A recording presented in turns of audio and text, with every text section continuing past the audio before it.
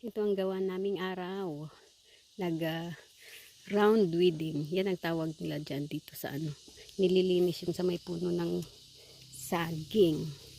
Mga bagong tanim kasi ito eh. Maliliit pa. Tapos lilinisin para malagyan ng abono. At saka pag inisprehan nila itong mga damo, may pang-spray kasi para mamatay itong mga damo.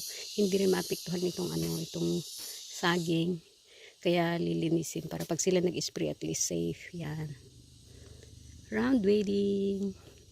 Parang wedding lang, wedding. Wedding. Tapos yung kasama ko dyan nag-ano sa baba. Nagtatabas. Tatabas sa baba. Ayan. Where na you? Hindi na siya kita. Sobrang makapal na kasi yung ano. Kaya kailangan talaga tabasan. Kami namin lilinisin. Tapos yung mga boys naman is nagdidilig sila.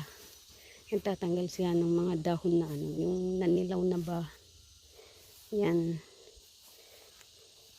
Yun ang kanilang ginagawa ngayon ng araw.